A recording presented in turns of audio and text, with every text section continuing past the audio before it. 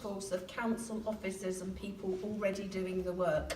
That will lead on to identifying gaps, which will mean that we have strategies that do exactly that. But this task force is a quick and dirty identifying what we do already. As I said, I know many times I have to say it, it's the people that do the work already, but getting it at a more senior level to get around the table to say, this is what we're doing already, does it work? If it doesn't work, let's do something else. When we let's do something else is the time to do exactly what you said. The task force isn't the means to the end. The task force is the very quick and dirty job that needs to do it.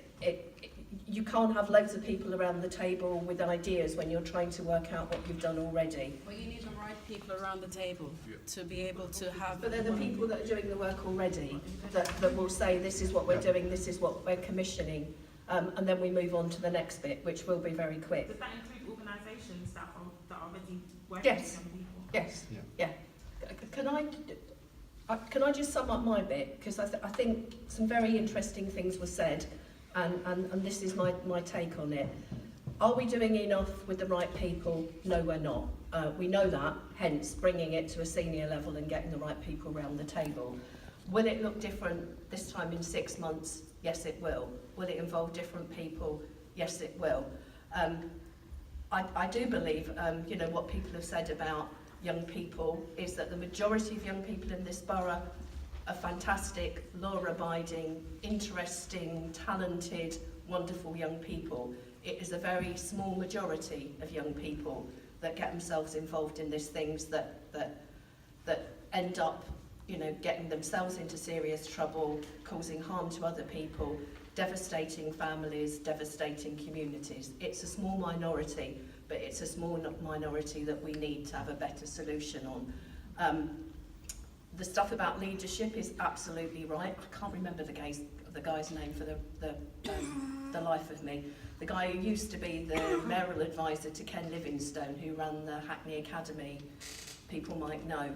I didn't agree with his methods, but he actually said to me once, Jackie, when I was sitting on the knife crime, he had lots of people at his academy that had gone down wrong paths and was bringing them back again. And he said, the young people I work with know how to lead. Unfortunately, they lead in the wrong things, and I think it's channeling that back in to something positive, to say, you've got brilliant skills, because if you can organise a gang, you can organise a company, you can do things, you have organisational skills, but you're directed in the wrong way. And the final thing I'd say, sorry, because he's going to hit me, is not next to the borough. Not next to the borough commander, no. Is that I paraphrase the old saying that says, it takes a village to raise a child. We need to create that village. We have to be in Greenwich, the community that gets around our families and our children and make sure that our children flourish. Parents who are struggling can't do this on their own. They need the help of professionals, they need the help of their neighbours, they need the help of their families. We need to encourage that. I'm really pleased to hear from young people. We want to hear more of it, but if you want to know what you can do from Greenwich Young People's Council, here's the former chair. Okay, Simon, do you have any final reflections? I think the last point I would sum up by sort of just re-emphasising what's one of my first points really, and that is that we as the police have a pivotal role to play and we should be held to account. We're held to account at a number of different levels, from the grassroots right up to the senior level. So whether it's sitting alongside Cabinet Lead, the local authority scrutiny panel, whether it be by the Safe Greenwich Partnership, the Safe and Neighbourhood on behalf of MOPAC, whether it be by our ward panels, whether it be by our independent advisory group, we are transparent what we do and we're scrutinised heavily. The reality is we can do better at what we do, but we can do better if we have the right information intelligence. And so I always push it back to the community to say a lot of the problems can be solved within the communities themselves, but help us to help you. Because it's difficult, it remains a challenging area. We do a lot of engagement with young people, but the reality is who wants to engage with the police? We'll take the uniform off, we'll go in and we'll try different methods, but the point is we're still the police, and there's always that stigma for some people that they can't get past that. And no matter how well trained I've got as police officers or what their background is, there's still that bit that makes it difficult. So if we can use community members to overcome and act as a bridge, then brilliant. We'll always look at that, and we will continue to work tirelessly towards trying to help solve this problem, and we will play our part. Thank you very much, Simon. Matt? Firstly, I just want to say a big thank you, because, you know, hearing from people is really important in my role, and I've learnt a lot tonight, and I do whenever I go to these things, listening to the various views. I wanted to respond to just two comments, one from Jill and one from my fellow parliamentarian, I should probably say.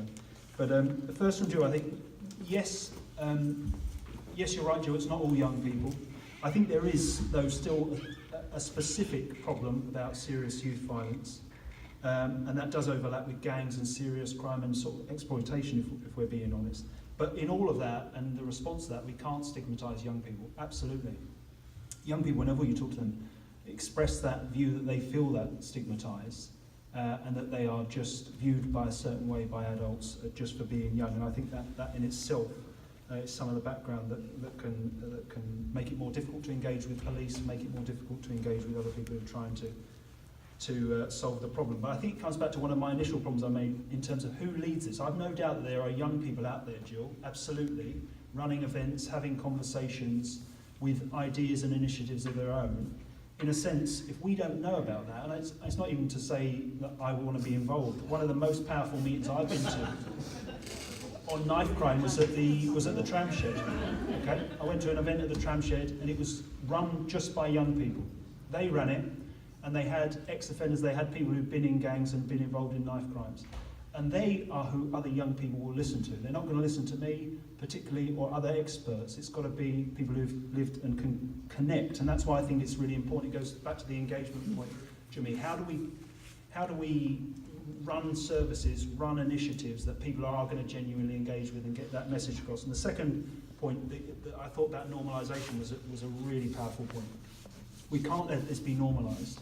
But I think there's another sort of more insidious form of normalisation that I'm worried about, which is, and it goes along with the changing nature of Woolwich and the rest of the borough, which is, I have sort of picked up on over recent months a sort of normalisation of the fact that this affects a particular community, a particular group of people, and I can kind of live my life in Woolwich, Charlton or Greenwich, and just, it won't affect me because it affects that niche of people. And I think that is very dangerous, because Danny said, yes, it affects specific communities, specific age groups more than others, but there's got to be a collective solution.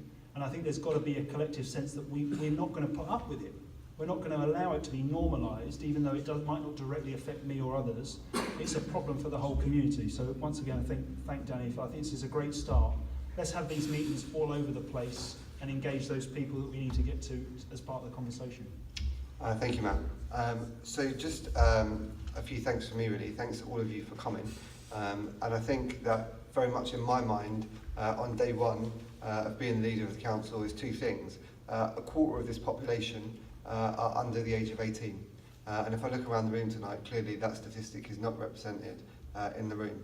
And I've got a job on my hands to make sure that we are reaching out and engaging and delivering for young people who actually are facing really, really difficult times and challenges in their life. The second thing is, I think that we've heard some opinions tonight, and in the end, hopefully, everyone is on the one page that this is not an issue for any particular segment of our community, it's an issue for our whole community. And I'll make sure that I can do everything I can as leader of this council to make sure that we work together. We're going to have to say things that will be difficult, that we don't want to hear, but we do so in the knowledge that actually we're doing them to work in partnership together, and through listening and understanding and helping each other in that process, I'm sure that we will make progress. And if this is what we can do on day one, then what can we do on day two? Okay, so thanks everyone for coming, and hopefully see you soon.